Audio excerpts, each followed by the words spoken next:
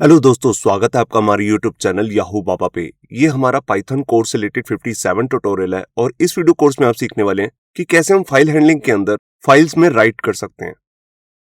देखिए, इससे पिछली वीडियो में हमने एक टॉपिक स्टार्ट किया था जिसका नाम था फाइल हैंडलिंग, जिसके अंदर हमने देखा कि कैसे हम फाइल के अंदर डाटा को रीड कर सकते हैं। बेसिकली हमने यहाँ पर टेक्स्ट की फाइल को यूज किया था, जिसकी जगह पे हम जेसन, CSV फाइल्स या और भी कई तरीके की फाइल्स को रीड कर सकते हैं।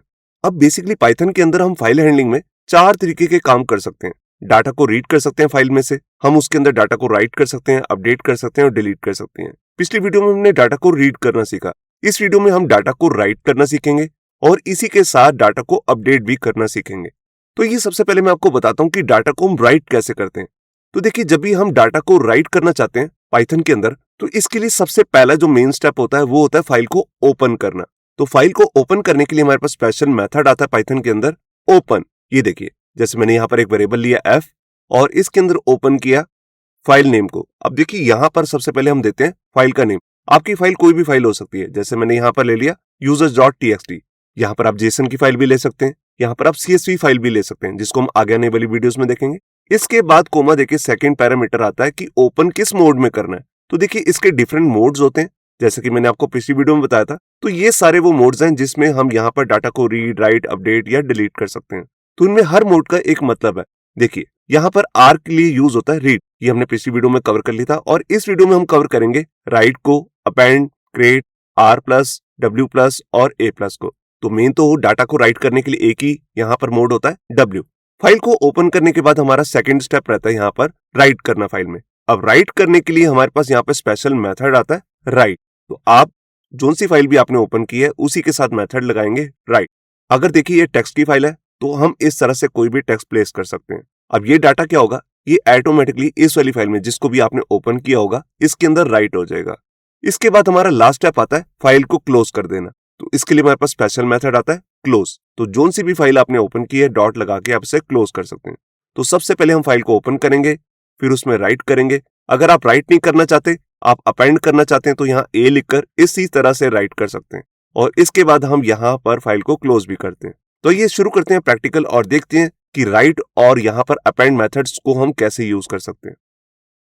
यहाँ पर देखिए, मैंने अपना एडिटर ओपन कर लिया VS कोड और यहाँ आकर सबसे पहले एक पाइथन की फाइल बनाई है file-write.py। अब यहाँ पर सबसे पहले मैं क्या करता हूँ, यहाँ पर मैं एक फाइल को ओपन करूंगा। तो यहाँ पर उसके लिए मैं एक वेरिएबल लेता हूँ फाइल। अब यहाँ ओपन करने के लिए मैं एक फाइल का नाम दे रहा हूं। इस फाइल को अभी तक मैंने क्रिएट नहीं किया है। ये देखिए, यहां पर मैंने डाटा नाम की एक TXT फाइल को ओपन किया। ये फाइल मैंने अभी बना नहीं रखी। तो मैंने आपको पिछली वीडियो में बताया था, अगर आपका मोड W है, W मतलब राइट मोड है, तो ये क्या करता है, ये दो काम करता है। अगर फाइल बनी होगी तो उसके अंदर डाटा राइट कर देगा, अगर नहीं बनी होगी तो इस फाइल को क्रिएट भी कर देता है। अब ये फाइल अपने आप क्रिएट हो जाएगी। इसके बाद मैं इसके अंदर क्या डाटा लिखना चाहता हूं वो भी मैं लिख लेता हूं। ये देखिए, यहां पर मैंने फाइल का राइट मेथड यूज किया है, जिससे हम फाइल के अंदर राइट कर सकते हैं। तो पहले तो आप इसे ओपन ही करेंगे राइट मोड में, तभी राइट कर सकते हैं। अगर आपने इसे रीड मोड में ओपन किया होगा तब ये राइट कमांड नहीं चलेगी। तो यहां पर मैंने लिखा हेलो पाइथन, एक मैसेज दे दिया और अब इस फाइल को मैं क्लोज कर देता हूं। ये देखिए, तो यहां पर अब मैं इस फाइल को रन करके दिखाता हूं। देखिए, फाइल रन हो चुकी है। तो मैंने डाटा तो रीड नहीं किया था, तो यहां पर कुछ नहीं दिखेगा। तो मैं क्या करता हूं, मैं इस फाइल को ओपन करता हूं। तो इसके लिए मैंने अपना ये फाइल एक्सप्लोरर ओपन किया और यहां पर सबसे बॉटम पे जाकर मेरे पास एक फाइल बन चुकी है data.txt। ये देखिए, तो यहां पर आपको दिख रहा है जो भी हमने डाटा राइट किया था वो यहां पर लिखा जा चुका है। अब देखिए, डाटा राइट क्या करता है, अगर पहले से इस फाइल के अंदर कुछ लिखा होगा तो उसको हटा भी देता है। मैं आपको दिखाता हूं। तो यहां पर अभी देखिए, जैसे मैंने लिखा हेलो पाइथन, तो आप देख रहे हैं यहाँ पर हेलो पाइथन लिखा हुआ है। मगर अब मैं यहाँ पर कुछ और लिख देता हूं। जैसे मैंने यहाँ पर लिख दिया न्यू डाटा, ये जस्ट एक टेक्स्ट लिख दिया। अब जैसे ही मैं इसको एग्जीक्यूट करूंगा फाइल को, तो आप देखेंगे यहाँ पर पहला वाला डाटा जा चुका है। अब ये नया टेक्स्ट आ चुका है। तो हमारी जो राइट कमांड है, ये बेसिकली इस फाइल में राइट तो करती है मगर पिछला डाटा हटा भी देती है। अगर आप चाहते हैं कि पिछला डाटा भी रहे तो उसके लिए अपेंड आता है। अभी उसको हम बाद में करेंगे। अभी यहाँ पर मैं राइट की आपको एक दूसरी चीज भी दिखाता हूँ। अगर आप एक साथ बहुत सारी लाइन्स को राइट करना चाहते हैं तो वो कैसे करेंगे। मान लीजिए हमारी यही फाइल है, इसको मैंने राइट मोड में ओपन किया। अब मैं यहाँ पर 3 अलग अलग लाइन्स लिखना चाहता हूँ। तो मुझे क्या करना होगा, मैं यहाँ पर मान लीजिए एक स्टूडेंट का नेम दे देता हूँ। जैसे मैंने लिख दिया राहुल। अब मैं इसी तरह से सेकंड लाइन में कुछ और लिखना चाहता हूं, जैसे मैं यहां पर लिखना चाहता हूं अमित, और एक लाइन और लिख लेते हैं। ये देखिए अब क्या होगा, देखिए तीनों जो कमांड्स हैं एक के बाद एक चलेंगी, तो ये तीनों का डाटा लिखा जाएगा। अब मैं चाहता हूं कि ये सब एक एक लाइन में आए, नेक्स्ट लाइन में, तो उसके लिए ये बेसिकली हम ऐसे लिख रहे हैं तो ये इसके साथ ही लिखा जाएगा अमित। मगर मैं चाहता हूं नेक्स्ट लाइन में आए इसके बाद जो भी लिखा जाए, तो उसके लिए मेरे को यहां पर लगाना है /n। तो ये इसी को मैं कॉपी करके यहां पर भी लगा देता हूं और यहां पर भी। ये देखिए अब क्या होगा, पहले राहुल लिखा जाएगा, उसके बाद यहां पर इसको मिलेगा एंटर, तो नेक्स्ट लाइन में लिखा जाएगा अमित, फिर मिलेगा एंटर, और फिर नेहा, और फिर मिलेगा एंटर। तो हम एक साथ तीन चीजें लिख पा रहे हैं, मतलब कि तीन डिफरेंट लाइंस। यहां पर आप सिंपल एक वर्ड ही नहीं, कुछ लंबा सा सेंटेंस भी लिख सकते हैं एक लाइन के लिए। तो यहां पर मैं इसे एग्जीक्यूट करता हूं। ये देखिए एग्जीक्यूट हो चुका है, मैं यहां पर दिखाता हूं। ये देखिए data.txt फाइल में तीन लाइनें यहां पर आ चुकी हैं। अगर आप ये तीन लाइनें इस तरह से राइट कमांड से नहीं लिखना चाहते, तो हमारे पास एक इसका शॉर्ट हैंड कमांड भी आती है जिसके हम कहते हैं राइट लाइंस, उसका भी यूज कर सकते हैं। तो उसका मैं यूज करके दिखाता हूं। इसको मैं कमेंट कर देता हूं, और यहां पर उससे पहले मेरे को क्या करना पड़ेगा, यहां पर मैं एक वेरिएबल लेता हूं नेम्स, और इसको मैंने बना लिया लिस्ट। अब इसके अंदर मैं तीन स्टूडेंट के नेम डाल देता हूं। ये देखिए यहां पर मैंने लिस्ट ली है जिसमें तीन स्टूडेंट के नेम डाले, और हर नेम के बाद यहां पर /n भी लगाया ताकि यहां पर एंटर लग जाए। अब मैंने 3 बार यहां पर राइट नहीं लिख रहा हूं। अब इस तरह की आप लिस्ट को अगर जनरेट करना चाहते हैं राइट कमांड में, तो उसके लिए आपको क्या करना पड़ेगा, यहां पर हमारे पास स्पेशल एक मेथड आता है राइट लाइंस। तो हम राइट नहीं लिखेंगे, मैं इसी को कॉपी करता हूं, इस तरह से लिखेंगे राइट लाइंस। और राइट क्या करना है, जो भी इस लिस्ट के अंदर है। तो हमारी लिस्ट का नाम है नेम्स, और इसके बाद मैं लास्ट में यहां पर फाइल को क्लोज कर दूंगा। तो देखिए सबसे पहले मैंने फाइल को ओपन ही किया है, उसके बाद मैंने जो भी लाइंस लिखनी है वो सारी एक लिस्ट में ऐड कर रखी हैं। तो ये एक ही कमांड ये सारी लिस्ट की वैल्यूज को एक एक करके नेक्स्ट लाइन में प्रिंट कर देगी।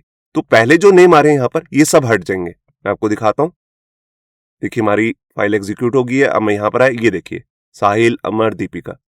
तो आप देख रहे हैं इस तरह भी हम राइट लाइन की हेल्प से मल्टीपल यहां पर स्ट्रिंग डाल सकते हैं अपनी लाइन में, सिर्फ एक ही लाइन की हेल्प से। तो यहां पर अब हम इसके बाद क्या करते हैं, अब इसके बाद मैं आपको डाटा को अपडेट करना सिखाता हूं। मान लीजिए हमारी यही फाइल है, इसके अंदर पहले से ये नेम्स लिखे हुए हैं, मैं ये वाले नेम हटाना नहीं चाहता, बस इसके लास्ट में हम कोई नई वैल्यू ऐड करना चाहते हैं।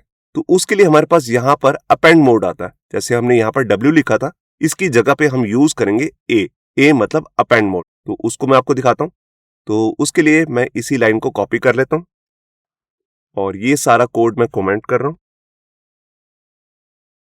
और यहां पर आकर सबसे पहले फाइल को ओपन करता हूं।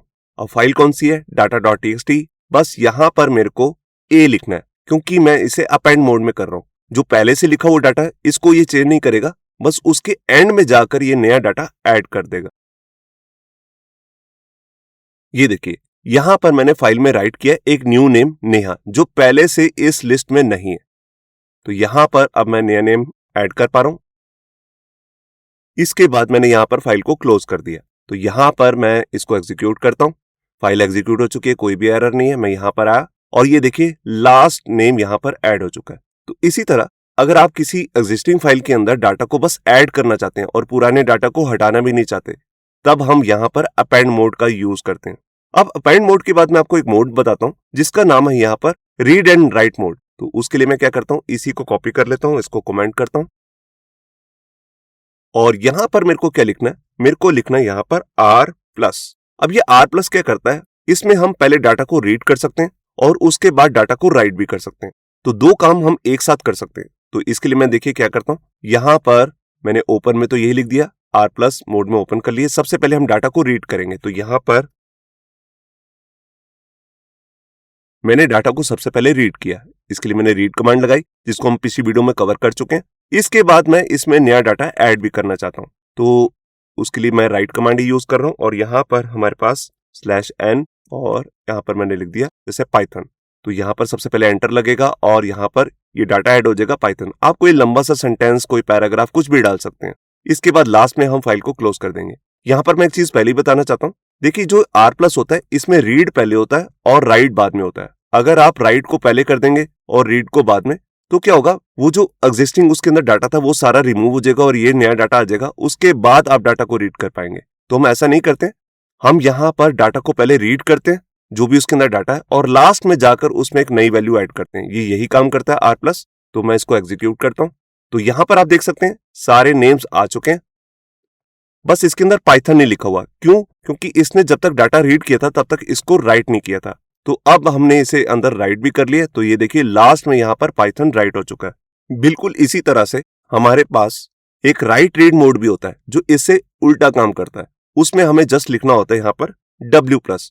अब इसमें क्या होता है, पहले हम राइट करते हैं उसके बाद डाटा को रीड करते हैं। तो देखिए इसके लिए सबसे पहले मैं स्क्रीन को क्लियर कर देता हूं और यहां पर मैं आपको दिखाता हूं। तो सबसे पहले हम यहां पर डाटा के अंदर कुछ राइट करेंगे। तो ये वाली जो कमांड है इसको मैं यहां से हटाकर सबसे पहले डालूंगा, क्योंकि इसमें राइट पहले होता है और रीड बाद में। तो जैसे इसके अंदर मैंने लिख दिया हेलो, तो ये पहले क्या करेगा, ये याद कर इस वाली फाइल में सबसे पहले हेलो को राइट कर देगा। आप यहाँ पर कोई पैराग्राफ, कोई सेंटेंस, कुछ भी लिखना चाहें वो लिख सकते हैं। मैं जस्ट एक वर्ड ही दिखा रहा हूं आपको। इसके बाद हम डाटा को रीड करेंगे। अब देखिए मैं आपको एक चीज दिखाता हूं, ये डाटा तो इसमें राइट हो जाएगा मगर ये रीड में यहाँ पर रीड नहीं कर पाएगा। मैं आपको दिखाता हूं और इसका सोल्यूशन क्या है वो भी बताऊंगा। देखिए यहाँ पर कुछ भी नहीं आया, यहाँ पर एक स्पेस आ चुकी है। मैं आपको दिखाता हूं मगर डाटा ये राइट हो चुका है। ये देखिए यहाँ पर हेलो आ गया और पुराना जितना भी डाटा था वो सब हट चुका है, क्योंकि W यही करता है, जो भी एग्जिस्टिंग डाटा होता है उसको रिमूव कर देता है और नया डाटा ऐड कर देता है। मगर जो भी इसने डाटा राइट किया है उसको रीड क्यों नहीं कर पा रहा?